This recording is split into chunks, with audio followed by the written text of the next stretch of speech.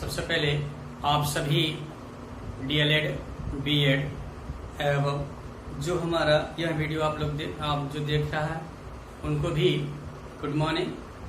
मैं कमलेश कुमार, तर्केश्वर नारायण अग्रवाल शिक्षक प्रशिक्षण संस्थान हरिगांव आरा से। कल मैं अपने वीडियो के माध्यम से आपको शॉर्ट में यह बताने का प्रयास किया था कि विद्यालय में योग कराई जाती है तो इसकी अवधारणा, योग की अवधारणा क्या है। उसके बाद जितने योग के प्रकार है मैंने योग के प्रकार के बारे में बताया था, अष्टांग योग के बारे में बताया था। आज हमारा टॉपिक है विद्यालय में योग का महत्व। अगर हम विद्यालय में कराते हैं इसका महत्व क्या है, बच्चों के ऊपर इसका क्या प्रभाव पड़ता है, क्या लाभ होता है, इसके बारे में आज चर्चा करेंगे।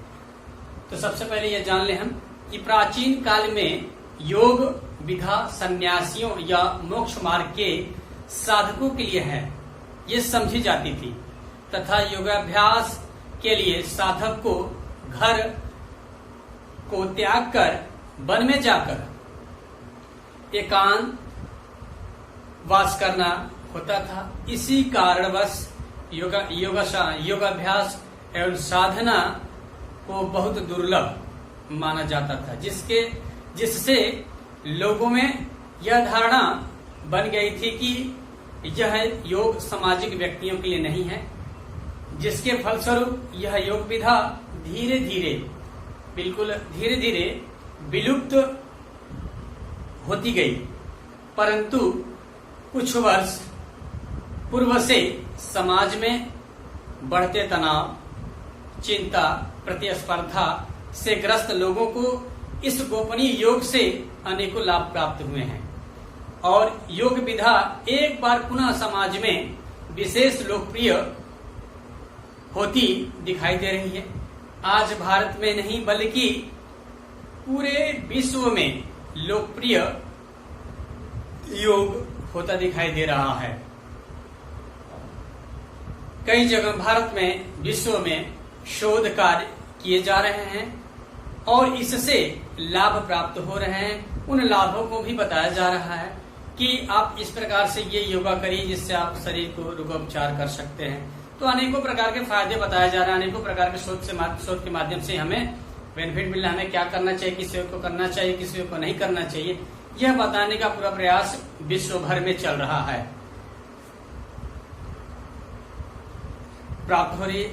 इस प्रकार से योग के प्रचार प्रसार में विशेष बात यह है कि यह योग जितना मोक्ष मार्ग के लिए उपयोगी है उतना ही साधारण मनुष्य के लिए भी महत्व रखता है। जैसा कि आज आधुनिक एवं विकास के युग में योग अनेक क्षेत्रों में विशेष महत्व रखता है, जिसका हम आपको यहाँ पर बताने का प्रयास करेंगे कि विद्यालय में अगर होगा या कराया जाता है तो ये विशेष महत्व, उसको विशेष लाभ मिलते हैं। उसी प्रकार से जैसे आज देखते हैं, पहला कि अगर विद्यालय में कराते हैं तो स्वास्थ्य के क्षेत्र में या स्वास्थ्य किस प्रकार से अपने आप को फिट रखना है, ये हम विद्यालय में अगर योग कराते हैं तो ये लाभ होता है। उसके बाद रोगोपचार हम अगर विद्यालय में कराते हैं, अगर किसी प्रकार से अस्वस्थ हो जाता है कोई बालक, तो हम योग के माध्यम से कैसे उसे स्वस्थ कर सकते हैं, कैसे रोग को दूर कर सकते हैं, कैसे रोग को भगा सकते हैं, ये हमारा इससे फायदा। उसके बाद खेल कूद के क्षेत्र में यह योग काफी महत्व रखता है। उसके बाद शिक्षा के क्षेत्र में भी ये काफी महत्व रखता है योग। उसके बाद पारिवारिक जीवन जीने के लिए यह परिवार में भी बहुत ज्यादा योग महत्व रखता है।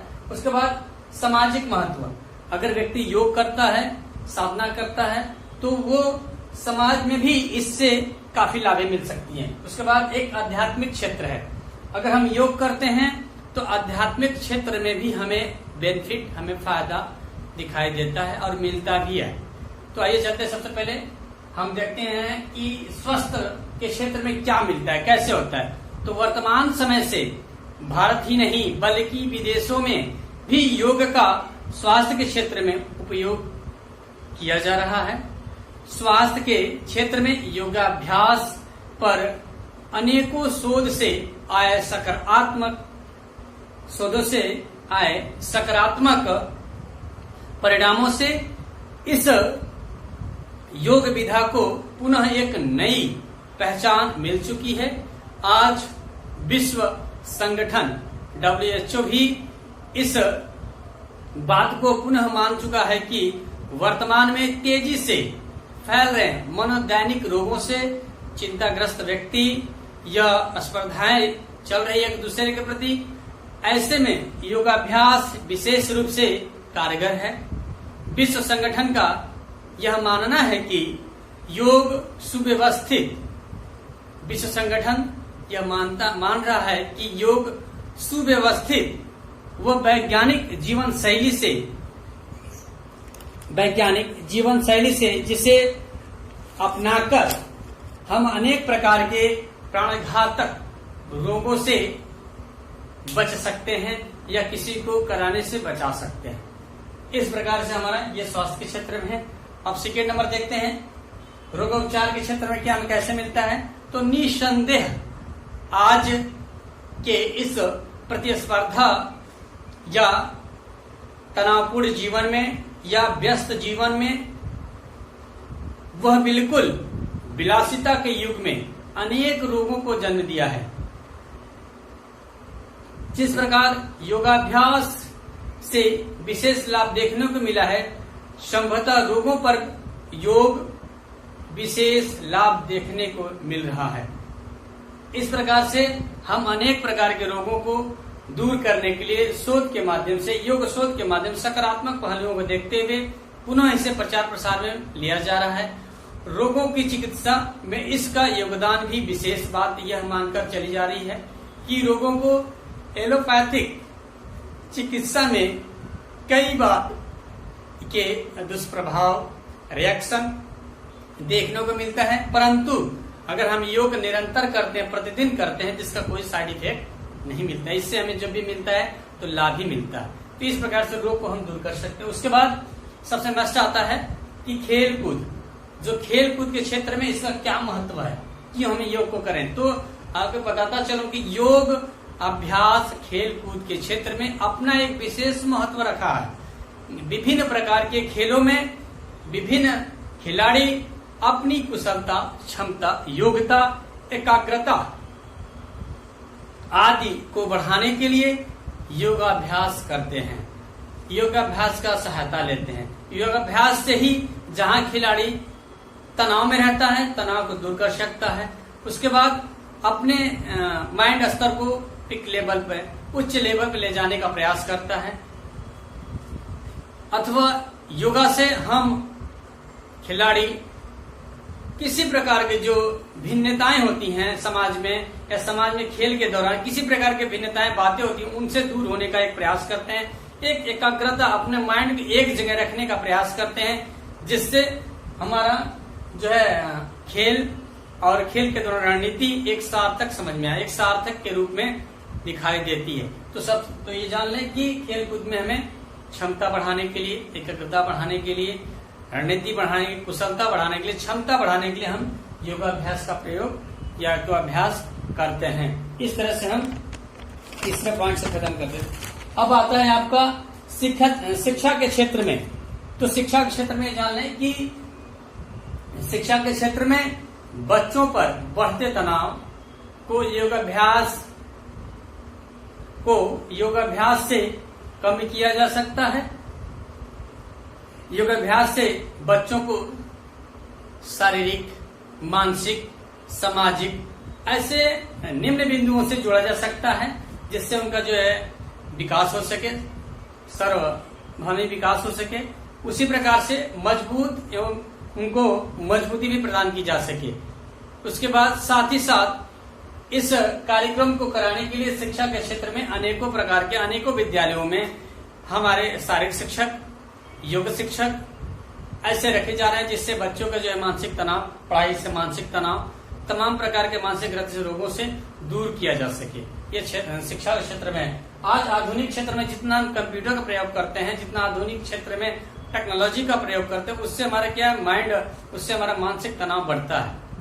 इस मानसिक तनाव को दूर करने के लिए बच्चों में सबसे जरूरी है कि उनको विद्यालय समय में योगाभ्यास कराया जाए। पर डे 1 घंटे उनके लिए योगाभ्यास का रखा जाए, जिससे बच्चे का जो माइंड फ्रेश, मानसिक रूप से वो पुनः तरोताजा हो जाए योगाभ्यास के माध्यम से। अब आता है आपका पारिवारिक महत्व। पारिवारिक महत्व में क्या है कि व्यक्ति का परिवार समाज की एक महत्वपूर्ण इकाई होती है तथा पारिवारिक संस्था ही व्यक्ति के विकास की नींव होती है।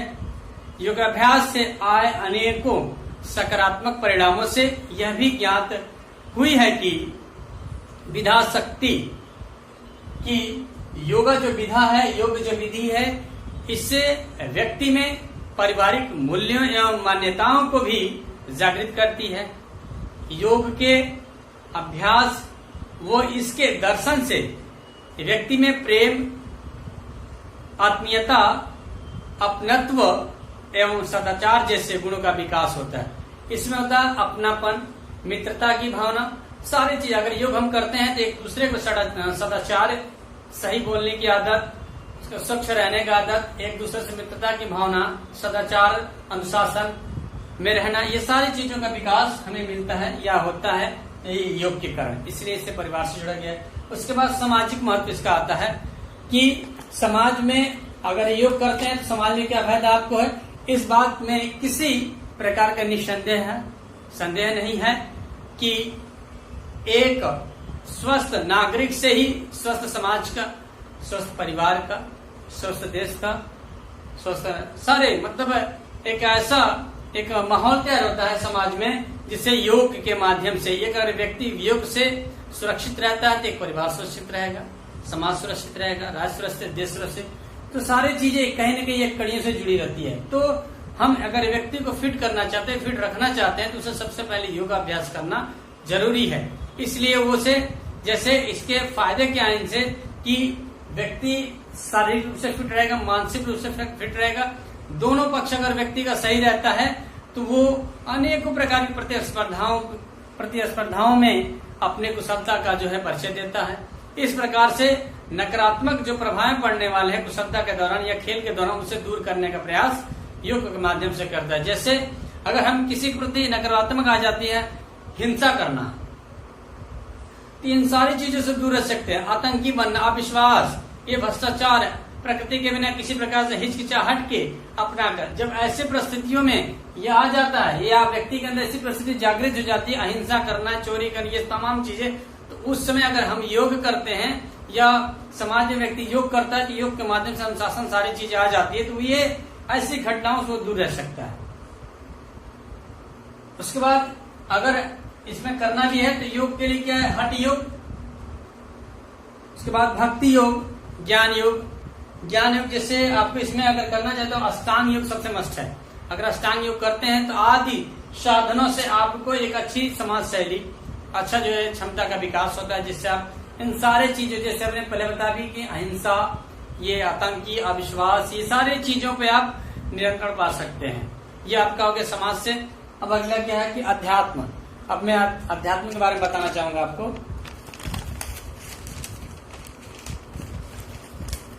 अध्यात्म के क्षेत्र में प्राचीन काल से प्रयोग आध्यात्मिक विकास के लिए किया जाता है।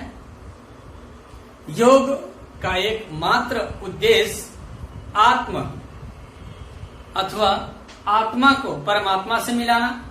जैसे कि अगले दिन मैंने बताया था कि अगर योग व्यक्ति करता है, योग साधना में रहता है, तो उसका विशेष रूप से ये होता है कि आत्मा से परमात्मा को मिलाना ही योग कहलाता है। उसी प्रकार से अगर आध्यात्मिक व्यक्ति हो जाता है या सामाजिक व्यक्ति हो जाता है, तो अगर योग करता है तो प्राचीन काल से ही ये विधावत चली आ रही है कि योग एकमात्र ऐसा उद्देश्य है, या योग इसलिए करते हैं लोग, यही योग करने का उद्देश्य है कि आत्मा को परमात्मा से मिलाना ही इसका मुख्य उद्देश्य है, या इसकी समाधि अवस्था ही प्राप्त करना। इस प्रकार से हम कह सकते हैं अध्यात्म से जुड़ा चाहिए। इसी का अर्थ हम जानबूझकर एक साधक योग साधना द्वारा मोक्ष मुक्ति के मार्ग को प्राप्त करते हैं।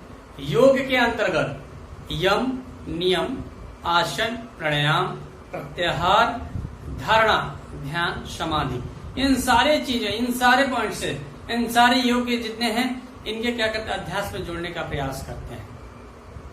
यह आज का हमारा टॉपिक था कि विद्यालय में योग का महत्व क्या है, चर्चा कर ली है। बकर अगर किसी प्रकार को या किसी प्रकार से कोई वर्ड आपको समझ में नहीं आता है तो मेरे वीडियो के कमेंट्स बॉक्स में उसमें कमेंट्स करिएगा, मैं अगले दिन से क्लियर करने का प्रयास करूंगा। जय हिंद।